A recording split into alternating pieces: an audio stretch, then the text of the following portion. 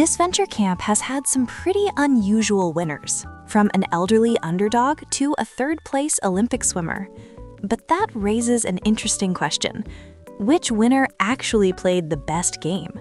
Today, I'm breaking down every winning game using 3 categories: social strategy, strategic gameplay, and challenge performance. Each category is scored out of 10 points, and by the end, we'll combine those scores to determine which winner statistically played the strongest game in Disventure Camp history. And the results might surprise you, because when the numbers are finally calculated, the top 2 winners are separated by just 1 point. So let's break down every winning game and see who truly played the best. Maybe I won't always beat them with this, but you can always beat them with this. Miriam's social game actually starts off much worse than most people remember, and early on, it almost gets her eliminated. In the first few episodes, she complains frequently and doesn't make much effort to socialize with her teammates. That kind of behavior usually makes someone an easy early target. However, things start to change once she connects with Jake, which improves her overall outlook on the game. She also builds a decent relationship with Tom, and although she initially dislikes Ellie when she joins the team, the two eventually get along much better during the merge. From episode 5 onward, Miriam actually becomes fairly sociable, maintaining decent relationships with several players. In other words, she quietly repairs the damage from her rough start. Still, those early episodes can't be ignored when judging her overall game. Because of that, Miriam earns a 7.5 out of 10 in social strategy. Hey, follow me. Okay. Strategically, Miriam's early approach might sound passive at first. Her mindset is basically, I'll vote for anyone as long as it's not me. But in a game like Disventure Camp, that kind of flexibility can actually be very powerful. It allows her to stay adaptable and avoid becoming a target. In episode 2, she teams up with Gret, which isn't ideal since eliminating Drew doesn't really benefit her long-term game. However, Miriam later pulls off one of her most impressive strategic moves, which she convinces Gabby to vote out Gret, despite Gabby being reluctant. Taking out a major threat like that completely shifts the game. Later, Miriam works with Dan to target Ellie after she rejoins the game. On paper, this move makes sense, but Gabby isn't fully on board, which forces her to unexpectedly play the totem and eliminate Dan, who was Miriam's ally at the time. After that, Miriam lands in a very comfortable position. Nobody views her as a major threat, and she has Tom and Jake as allies until the final 6, when she loses Tom and the immunity idol. In the Scorpion Challenge, she makes a questionable decision by trusting Fiori with their only flashlight, even though Jake was suspicious of her. Still, Jake ultimately becomes the target instead of Miriam, because she's perceived as easier to beat. But Miriam's best move of the season comes at the final 4. She convinces Ellie to throw the challenges so that she and Fiori are guaranteed a spot in the finals. From there, the path to the end suddenly becomes much clearer. She also manages to go the entire game without receiving a single vote, which is extremely impressive threat management. Because of that, Miriam earns a 9.0 out of 10 in strategic gameplay. This is where Miriam struggles the most. Early in the season, she contributes very little in challenges. She even falls asleep while guarding the flag and fails to confront her fear of cheesecakes in the Fear Challenge. That said, she does have a few solid moments. She rows herself and Dan quickly in one challenge and helps secure a win for her team during the baking challenge. However, once the merge begins, her performances remain fairly weak. She targets Ellie and Gabby in the guessing challenge instead of the villains, gets out early in the zombie apocalypse challenge, and struggles in the metal challenge and loses her flashlight to Alec during the cave challenge. She also doesn't win any individual immunity challenges. In fact, if Ellie hadn't thrown the challenges later in the game, Miriam likely would not have reached the finals. In the final challenge, Miriam even fakes a heart attack to lower Ellie's guard. It's a dirty move, but it works and helps her secure the win. Still, her overall challenge record is fairly mediocre. So for challenge performance, Miriam earns a 5.0 out of 10. If Miriam's game relied on improving relationships over time, James's social game actually has the opposite problem. It starts strong but slowly falls apart. James immediately forms a connection with Aiden, which becomes his most important relationship in the entire game. But outside of that bond, his social game is extremely weak. He clashes with Carol early due to her attitude and never really attempts to socialize with Maggie, Lake, or Rosa, who form a tight-knit majority alliance on his team. That immediately leaves him on the outside of the most stable group in the game. Once Yule joins the team, James is actually the only person willing to welcome him, forming a positive connection when nobody else would. But once the merge arrives, things start getting even worse for him socially. When Lake opens up about his insecurities during the Truth Challenge, James reacts poorly, which damages their relationship. He also fails to build any connection with Hunter and becomes visibly annoyed with him for constantly discussing strategy. And then, one of the biggest red flags appears. Even Aiden, his closest ally, believes that James voted for Lake, and James is unable to convince him otherwise. That moment shows just how limited his social influence really is. When Carol rejoins the game, she is still angry with him, although her medical evacuation removes that threat entirely. Rosa is also frustrated with James because of his attention-seeking behavior and his tendency to treat people as tools for gaining fame.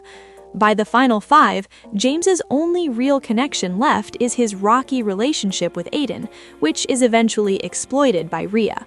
Although James reconciles with Aiden in the finale and ultimately wins the season, his overall social game remains one of the weakest among the winners.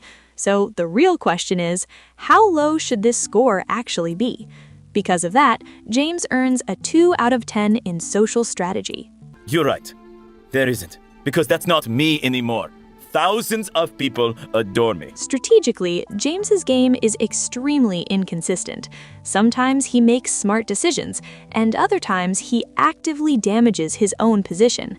He begins the game in the majority alliance, but immediately weakens that position by voting for Oliver, even though Maggie, Lake, and Rosa already form a very strong alliance. Then he turns on Carol, which purposely puts himself in the minority and creates unnecessary risk. This decision could have easily ended his game early. James then gets extremely lucky when Yule joins the team and manipulates the situation to force a tie, which ultimately saves Yule, James's only real ally at the time. Right before the merge, James turns on Yule. This move has mixed results. Eliminating Yule removes a chaotic player who refused to cooperate, but keeping him could have benefited James as a shield during the merge. After the merge, James once again finds himself in the majority targeting Allie or Tess, but he is clearly at the bottom of that alliance.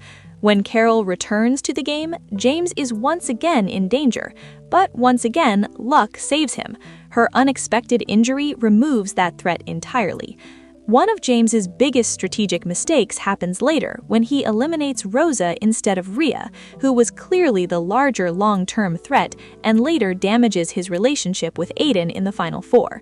Then, in the final 3, James benefits from one of the biggest lucky breaks of the entire season when Aiden gives up his spot in the final 2 for him. From there, James wins the season. So while he survives many dangerous situations, a lot of those escapes come down to luck rather than control. Because of the mixture of risky decisions and lucky recoveries, James earns a 5 out of 10 in strategic gameplay. Fine, I'm James Costa. Famous, fabulous, and f***ing out of here. James performs reasonably well in the early team challenges and generally carries his weight. He performs well in the sleeping challenge, only being outlasted by Aiden and Carol, and contributes during the spin the wheel challenge. However, he also has several weak moments that start to add up. His secret is revealed during the truth challenge, and his refusal to admit it ends up costing his team the win. After the merge, his challenge performances become very inconsistent.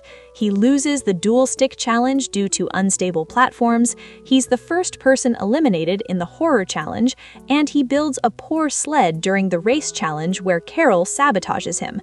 He also gets distracted by his missing phone during the balloon popping challenge, which allows Hunter to win. Then, at the final four, James makes a surprising decision. He chooses to sit out the final portion of the challenge entirely. Although he eventually locks in the finale and defeats Riya, his overall challenge performance throughout the season is fairly weak. And there's one more major issue. He never wins a single individual immunity challenge after the merge, which is a big weakness for a finalist. So while he has a few decent moments, his overall record is still underwhelming. Because of that, James earns a 4 out of 10 in challenge performance.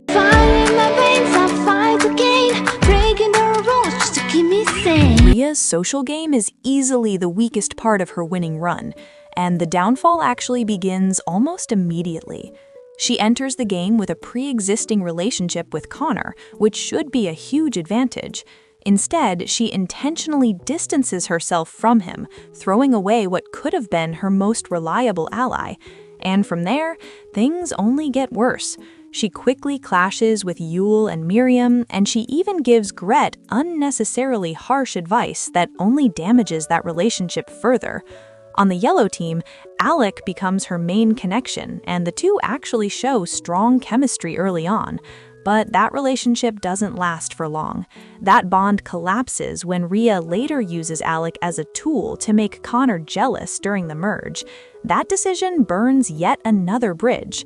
She also misses opportunities to build long-term allies. For example, she refuses to help Ellie and Fiore when their teams are struggling, even though helping them could have secured valuable allies for the merge. Her one successful social move comes later, when she builds a strong connection with Allie during the merge. And this relationship ends up being extremely important later. That relationship ultimately becomes crucial to her survival.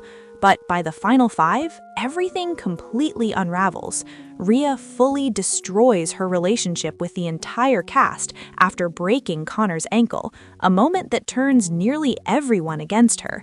By the end of the game, she essentially has no positive relationships left. Because of how many bridges she burns throughout the season, Riya's social game is extremely poor. Taken together, these decisions start dragging her overall game score down. She earns a 1 out of 10 for social strategy.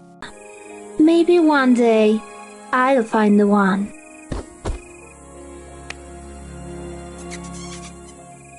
Despite her terrible social game, her strategic gameplay tells a completely different story. Early on, she makes a bold move by voting for Yule while the rest of the group targets Miriam, and this vote immediately creates chaos. This decision creates tension between Yule and Connor and injects drama into the game. While it wasn't strictly necessary, it destabilizes the social dynamics around her. She then eliminates Connor in the music challenge, which was not the smartest move because he was likely to work with her long-term, unlike Yule. Later, she supports Gabby's plan to eliminate Tess, which is a solid strategic vote. At the start of the merge, Riya helps eliminate Ashley, a smart move because it weakens the heroes and makes it harder for them to unite. She follows this up by voting out Tom, who was arguably the strongest player in that alliance. At this point, her strategic momentum is actually looking very strong. However, the Villains Alliance eventually collapses when Yule becomes too much of a target and gets eliminated by Gabby and Gret. Riya then pulls off one of her best strategic plays by influencing Allie to flip on Aiden, a move that shifts the power structure of the game. And this move ends up saving her position in the game. Even when Connor has a chance to eliminate her later, he instead chooses to vote out Alec. This shows that despite everything, Connor still has emotional loyalty to Riya, something she unintentionally benefits from. Riya's most aggressive move comes near the end of the game, and this is where things get especially chaotic. She secretly alters Jake's letter in an attempt to turn Jake and Allie against each other, a move that further destabilizes the remaining players. From there, Riya essentially powers her way to the end by winning key challenges. However, her strategy is not perfect. Several of her surviving rounds depend heavily on Connor's loyalty, which is extremely risky. If Connor had made a different decision, her game could have ended much earlier. She also makes a questionable strategic decision during the comeback challenge by intentionally trying to lose, even though Connor's presence in the game was actually helping her reach the end. Overall, Riya plays a very aggressive and impactful strategic game, but it's also a very risky one. She earns an 8 out of 10 for strategic gameplay. I was just in there. Of course it's hot. If there's one area where Riya truly dominates, it's challenges. Right from the start, she performs well by working with Alec to capture the wolf and secure a win for their team. She then defeats Ellie in the sandbag challenge, showing both physical strength and a willingness to play aggressively. Later, she outruns Fiore in another challenge. She does cost her team the music challenge with unstable equipment, but then her performances stay strong as the season progresses. As the season progresses, Riya continues to perform consistently well. She outplays Aiden and Jake during the Space Challenge, performs strongly in the Slip and Slide Challenge, and nearly wins the Paintball Challenge. She also wins immunity during the Comeback Challenge, which helps secure her position late in the game. Her weakest performance comes during the VR Superhero Challenge, where she is eliminated fairly quickly, but she quickly bounces back. She recovers by winning the infamous TikTok challenge alongside Aiden. After losing to Gret in the puzzle challenge, Riya goes on a final run, winning the remaining challenges and securing her spot in the finale. Overall, Riya's challenge performance is arguably one of the strongest we've ever seen in Disventure Camp. Her only noticeable weakness is her fear of water-based challenges, which appears early in the season. Still, her consistency and late-game dominance make her a top-tier competitor, so this category ends up being her strongest by far. She earns a 9 out of 10 for challenge performance. You! I need to talk to you. And I need to talk to you! Logan's biggest strength in the game is easily his social game. In fact, this might be one of the strongest social games we've ever seen in Disventure Camp. From the start, he naturally connects with Richard, forming a classic coach and athlete dynamic that benefits both of them early on. He also builds a positive relationship with Alessio, even unintentionally helping him rediscover his creative inspiration. But Logan's social reach goes even further. He gets along well with the guys, while also successfully integrating himself into the girls' alliance, something that's surprisingly difficult to pull off in a game like this. Along the way, he forms particularly strong bonds with Natalia and Anastasia. In fact, his relationship with Anastasia becomes so strong that she ultimately hands him the win during the VR challenge, which shows just how much trust Logan built with her. Logan also connects with Spencer when he joins the team, although that relationship eventually collapses once the truth about Natalia and Richard's eliminations comes out. Even when conflicts happen, Logan still manages to maintain his likability. For example, he initially gets along with Zide, but that relationship breaks down when Logan throws Zide under the bus to protect himself during the Marissa-Anastasia tiebreaker situation. And somehow, even after moves like this, people still want to work with him. Logan also forms a genuine bond with Hannah that eventually turns into a crush, adding another important connection to his network. Even players with completely different personalities, like Jade and Isabel, still seem to enjoy working with him and being around him. What makes Logan's social game especially impressive is that he constantly flips between alliances, yet the cast still generally likes him, and that's incredibly rare in a strategic game. From a viewer's perspective, this might seem strange, but inside the game, Logan rarely becomes a target because people simply enjoy having him around. In fact, he doesn't receive a single vote until the final 4, when the options are extremely limited, and that level of threat management is almost unheard of. Because of how well he maintains relationships across the entire cast, I had no choice but to give Logan a perfect score in social strategy. Score: 10 out of 10. I mean, what's air if not water above ground? Yeah, okay, yeah. Too stupid for me. However, Logan's strategic gameplay is far less consistent, and this is where his game becomes much more complicated. He begins the game near the bottom of the team hierarchy, but avoids being targeted early on. His first vote against Marissa actually makes sense, since she is both a major alliance leader and a strong social threat. But things quickly get messy, very messy. At the next vote, Logan gets completely outplayed by the Girls' Alliance, and the vote against Richard weakens one of his strongest social connections. Trying to repair his relationship with Anastasia, Logan later votes out his own ally Linda in an attempt to regain Anastasia's trust. But this move actually weakens his position even more. His voting record becomes even more questionable as the game continues. He incorrectly votes for Anastasia, who would have been a valuable ally for him. Later, he votes for Jade based on Spencer's suggestion, again without fully controlling the decision himself. Then it happens again. Natalia influences Logan into voting for Anastasia once more, showing that he's often being guided by other players instead of driving the strategy himself. One of his stronger moves comes when he throws Zide under the bus. It's a harsh move, but it probably saves his game. If Anastasia had discovered the truth, Logan likely would have become the next target. His vote against Emily is bold since she possessed damaging information about him, but it also weakens his relationship with Hannah. Later, Logan eliminates Hannah because she would have been a serious jury threat, a move that actually makes a lot of sense strategically. Overall, Logan doesn't make many standout strategic moves.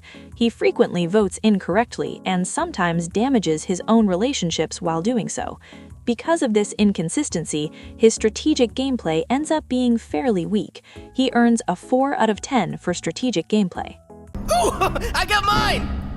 Going for the gold! Logan's challenge performance is much stronger overall, although it isn't perfect. And early on, he proves he can absolutely hold his own. He contributes well in the early team challenges and has one of his first big moments during the Truth or Dare challenge, where he helps secure the win by confidently completing a dare that involves kissing a male model. During the hunting challenge, Logan is the last one standing before eventually getting shot by Hannah. He performs about average in the Coconut Challenge, and although his group's song ranks as the worst in the Music Challenge, it still ends up being good enough for the team to win. However, Logan does have moments where he loses focus. In the Dodgeball Challenge, he becomes distracted and doesn't have a standout performance. Still, he continues contributing in later challenges, like the Boat Challenge, and even lasts the longest in the Carousel Challenge. He loses to Ivy in the Food Challenge, although that loss is partly due to Linda's cooking rather than Logan's own performance. Later challenges show both his strengths and weaknesses. He performs solidly in the Pole and Elephant challenges and helps his team secure important wins, but he also has a dangerously reckless moment where he gets wedged between two rocks while trying to show off, nearly drowning in the process, and this moment could have ended his game right there. In the Haunted Mansion Challenge, Logan falls through the floor unexpectedly, something that wasn't really his fault since there was no warning. He also fails to advance during the Comeback Challenge, missing the opportunity to bring back Richard, a key ally who could have helped his endgame. One of his best performances comes during another truth-based challenge, where his endurance and honesty allow him to outlast everyone else and secure the win. However, his decision-making hurts him sometimes. In the Auction Challenge, he bets against Zide, despite them supposedly being allies. Even worse, he chooses not to help Spencer obtain a potential advantage, instead securing a meal for himself. Logan fights hard during the Survival Challenge, ultimately losing to Hannah, gets eliminated early in the Knowledge Maze Challenge, and intentionally loses the Trust Challenge, another questionable choice. Then he wins the VR Challenge after Anastasia unexpectedly spares him. Although he performs poorly in the Bumper Car Challenge, he ultimately wins the final challenge and the entire season. Overall, Logan is clearly physically capable and has several standout moments, but his lack of awareness and occasional poor decisions keep this from being a perfect challenge run. He earns a score of 8 out of 10 for challenge performance.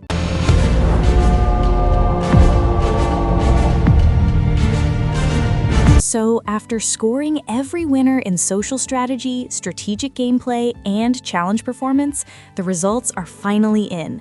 And honestly, the rankings might surprise you. Let's start at the bottom.